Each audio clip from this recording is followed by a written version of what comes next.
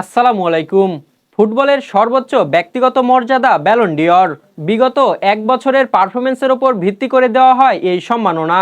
এবারের বছরে মাঠে আলো ছড়িয়েছেন বেশ কিছু মুসলিম খেলোয়াড়, যার সুবাদে এবারের ব্যালন ডি'অরটি উঠতে চলেছে কোনো এক মুসলিমের হাতেই। শুধু এবারই নয়, এর আগেও দুইবার মুসলিম খেলোয়াড়ের হাতে উঠে এই বর্ষসেরার খেতাবটি। এবারের ব্যালন ডি'অরে এগিয়ে আছে কোন মুসলিমরা, তা নিয়েই থাকছে বিস্তারিত। মেসার্স বন্ধন এন্টারপ্রাইজ নগদ ও সহজ কিস্তিতে পণ্য বিক্রয়ের বিশ্বস্ত একটি প্রতিষ্ঠান। ফ্রান্সের প্যারিসে জমকালো আয়োজনের মাধ্যমে প্রতি বছরের বর্ষসেরা ফুটবলারের স্বীকৃতি দেওয়া হয় ব্যালন ডি'অরের মাধ্যমে। এবার বর্ষসেরা ফুটবলারের দৌড়ে সবার আগে আছেন পিএসজির ফরাসি ফরোয়ার্ড উসমান দেমবেলে।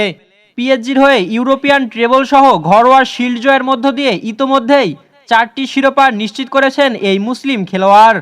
সম্প্রতি শেষ হওয়া ক্লাব বিশ্বকাপে পিএসজিকে ফাইনালে তুলতে বড় ভূমিকা রাখেন দেমবেলে। 2024-25 মৌসুমে গোল ও অ্যাসিস্ট মিলিয়ে তার ঝুলিতে রয়েছে 49টি গোল অ্যাসিস্ট, যা এখন পর্যন্ত তার ক্যারিয়ার সেরা পারফরমেন্স। এরপরে যার নাম আসবে তিনি বার্সার বিস্ময় বালক লামিনে ইয়ামাল। বার্সার হয়ে দারুণ পারফরমেন্স করে জিতেছেন ঘরোয়া ট্রেবল।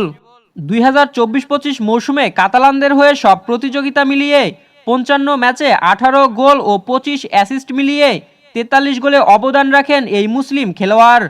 মিশরীয় যুবরাজ মোহাম্মদ সালাহও আছেন সেরার তালিকায়।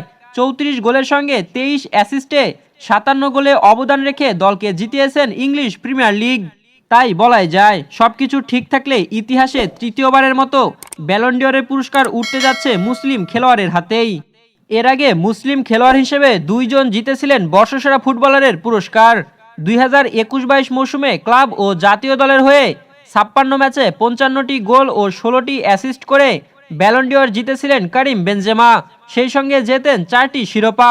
রিয়াল মাদ্রিদের হয়ে লা লিগা, চ্যাম্পিয়ন্স লিগ ও স্প্যানিশ সুপার কাপ সহ ফ্রান্সের হয়ে উয়েফা নেশনস লিগ জিতেছিলেন এই ফরাসি তারকা। এর মধ্য দিয়ে করিম বেনজেমা হয়ে ওঠেন গত 2 দশকে ব্যালন ডি'অর জয়ী প্রথম মুসলিম খেলোয়াড়। এর আগে 1998 সালে এই কৃতিত্ব অর্জন করেছিলেন আরেক ফরাসি কিংবদন্তি জিনেদিন জিদান।